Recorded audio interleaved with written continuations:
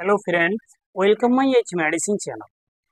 প্রতিদিনের মতো আজকেও একটি নতুন বিষয় নিয়ে আমি প্রেজেন্ট হয়েছি, যা হচ্ছে এই প্রেগনেন্সি কি, প্রেগনেন্সি কখন হয়, এর জন্য কি কি পদক্ষেপ নেওয়া উচিত, এই বিষয়গুলো আজকে ভিডিওর মধ্যে আমি ডিসকাস করব। আগে আপনাদের কাছে রিকোয়েস্ট, আপনারা এইচ মেডিসিন চ্যানেলকে সাবস্ক্রাইব করুন, পাশে থাকা বেল আইকনটিকে প্রেস করে দিন, অল নোটিফিকেশন অন করে রাখুন সবার আগে ভিডিও পাওয়ার জন্য।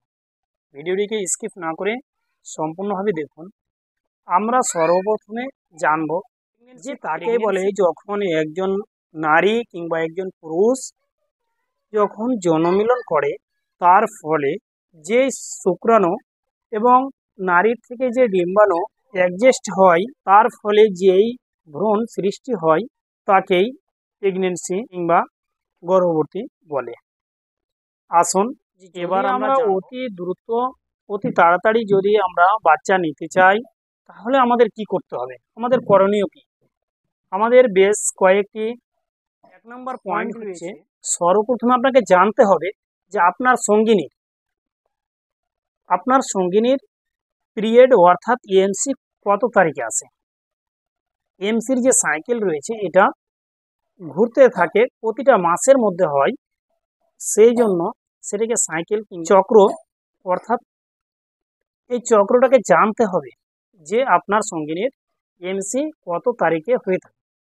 অনেক সময় এমসি হয়ে থাকে কারো 1 তারিখ থেকে 7 তারিখ পর্যন্ত, কারো 5 তারিখ পর্যন্ত, কিংবা কারো 1 থেকে 3 তারিখ পর্যন্ত।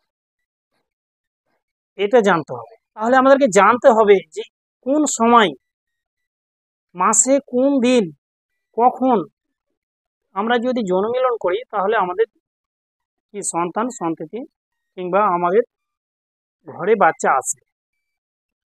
এই জন্য আপনাকে জানতে হবে সর্বপ্রথমে আপনার ওয়াইফের এমসিটা কতদিন। এমসি যদি আপনার ওয়াইফের রেগুলার হয় তাহলে ঠিক আছে, যদি ইরেগুলার তাহলে জানতে হবে যে কতদিন বাই কতদিন হয়। কিন্তু একটা আপনাকে আমি এক্সাম্পল স্বরূপ আমি বলি, অনেক সময় দেখা যায় যে একটা রেগুলার এমসি মহিলা যেমন 1 তারিখ থেকে 1 তারিখ কিংবা 5 তারিখ থেকে 5 তারিখ হয়ে থাকে। এবার এমসি কতদিন হয় আপনার সঙ্গিনীর? 5 দিন হয় না 3 দিন হয় না 7 দিন হয়? এবার এটা যখন জানা হয়ে গেল, জানার পরে ধরলেন যে আপনার ওয়াইফ 5 দিন এমসি হলো, এমসির পরে ফ্রেশ হয়ে গেল, তারপরে আমাদের মধ্যে সচরাচর কি হয়ে থাকে, এই ভুলটি হয়ে থাকে। তখন থেকে আমরা প্রেগনেন্সির আশায় আমরা অ্যাটেনশন সহকারে আমরা যৌন মিলন করি, কিন্তু আমাদের ঘরে বেবি আসছে না। এর কারণ হলো, ধরলেন যে আপনার ওয়াইফ যখন 5 তারিখে ফ্রেশ হলো, আপনাকে নিয়মিতভাবে কাউন্ট করতে হবে যে 1 তারিখ থেকে 30 তারিখ পর্যন্ত 1 2 3 4 5 6 7 8 9 10 11 12 13 14 15 16 17 18 19 20 21 22 23 24 25 26 27 28 29 30, এইভাবে আপনি কাউন্ট করলেন। কাউন্ট করার পরে আপনাকে কি করতে হবে, উল্টো দিক থেকে আবার কাউন্ট করতে হবে। যেমন 30 সেখানে আপনি 1 ধরেন, 29 সেখানে 2 ধরেন, 28 সেখানে 3 ধরেন, 27 সেখানে 4 ধরেন, 26 সেখানে 5 ধরেন। এই করতে করতে উল্টা দিক থেকে আপনাকে গুনে আসতে হবে 14 দিন। কারণ আর একটা জিনিস আমাদেরকে সবসময় মাথায় রাখতে হবে যে আপনি যতই যৌনমিলন করেন, আপনি কি মনে করেন যে আপনি যৌনমিলন করলেই আপনার ওই সঙ্গিনীর বাচ্চা হয়ে যাবে? সুতরাং বাচ্চা কিন্তু হবে না। কারণ মাসে ডিম্বাণু, যে মেয়েদের যে একটা ডিম্বাণু, যেমন ছেলেদের স্পাম আসে, মেয়েদের সে মতো একটা ডিম্বাণু আসে, সেটি মাসে একবারই আসে। সেটা উল্টো দিক থেকে গুনে 14 দিন পূর্বে। এবার আপনি যদি 14 দিন পূর্বে, যখন নর্মাল আপনার 16 তারিখ কিংবা 17 কিংবা মাসের হেরফেরে, যেমন 28, অনেক সময় 28 মাস হয় কিংবা 29 হয় কিংবা 31 হয় 30 হয়, সেই ক্ষেত্রে 16 তারিখ কিংবা 17 তারিখ কিংবা 15 তারিখ এইভাবে পড়ে যায়। সেই সময় যদি আপনি যৌনমিলন করেন তাহলে আপনার সঙ্গিনীর প্রেগনেন্ট হওয়ার 100% চান্স থাকে। এবার অনেক সময় দেখা গেছে সমীক্ষায় যে সেই 14 দিনের পূর্বেই কিন্তু 2 দিন পূর্বে মেলামেশা করেছে কিংবা 3 দিন পূর্বে মেলামেশা করেছে, তারপরে কিন্তু সে মেলামেশা করেনি, সুতরাং তবুও কিন্তু তার ওয়াইফ কি হয়েছে, প্রেগনেন্ট হয়ে গেছে।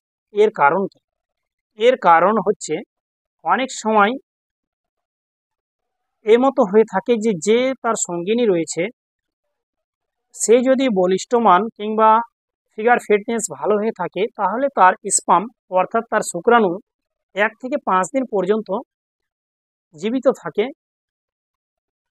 এই জন্য অনেক সময় কি হয়ে যায় যে তার 16 দিনে ডিম্বাণু আসলো, কিন্তু তার 14 দিনে কি হলো, মেলামেশা করলো, কিন্তু সে শুক্রাণু জীবিত ছিল, যখনই আবার ডিম্বাণু আসলে সেটা মিলিত হয়ে প্রেগনেন্ট হয়ে যায়। এই জন্য আমাদেরকে সব সময় ফলো করতে হবে যে মাসের উল্টো দিক থেকে গুণে 14 দিন পূর্বে যেতে হবে। এবার আপনি 2 দিন আগে কিংবা 2 দিন পাছে কিংবা যখনই আপনি করবেন তখন আপনার বাচ্চা হওয়ার কিংবা আপনার সঙ্গিনী প্রেগনেন্ট হওয়ার চান্স 100% থাকে। আসুন এবার আমরা জানব, এরপরে আর বেশ 2টি পয়েন্ট রয়েছে। যেমন আপনি মেলামেশা একবার করলে আপনাকে 2 ঘন্টা ওয়েট করতে হবে, তারপরে আবার যখন যৌনমিলন করবেন তখন আপনার ওয়াইফ প্রেগনেন্সি হওয়ার চান্স বেশি থাকে। তৃতীয় নম্বর পয়েন্ট হচ্ছে আপনাকে খালি পেটে যৌনমিলন করলে কিন্তু আপনার ওয়াইফ প্রেগনেন্ট হওয়ার বেশি চান্স থাকে। তাই খালি পেট বলতে বোঝানো হয়েছে আপনি যদি সকালে কিংবা ধরলেন যে 4টার দিকে, সকাল 4টা কিংবা 3:30-র সময়, এই সময় যদি আপনি মেলামেশা করেন তাহলে কিন্তু আপনার সঙ্গিনী প্রেগনেন্ট হওয়ার চান্স বেশি থাকে। তাই আপনাদের কাছে রিকোয়েস্ট, যখনই আপনারা বাচ্চা নেওয়ার ইচ্ছুক কিংবা মনে করবেন, কিন্তু আপনারা সময়সীমা বুঝে যৌনমিলন করবেন, দেখবেন আপনাদের অবশ্যই হবে। ভালো থাকুন, সুস্থ থাকুন। এই মতো ভিডিও পাওয়ার জন্য এইচ মেডিসিন চ্যানেলকে সাবস্ক্রাইব করুন, পাশে থাকা বেল আইকনটাকে প্রেস করে দিন, অল নোটিফিকেশন অন করে রাখুন সবার আগে ভিডিও পাওয়ার জন্য। আসি পরে ভিডিও আবার দেখা।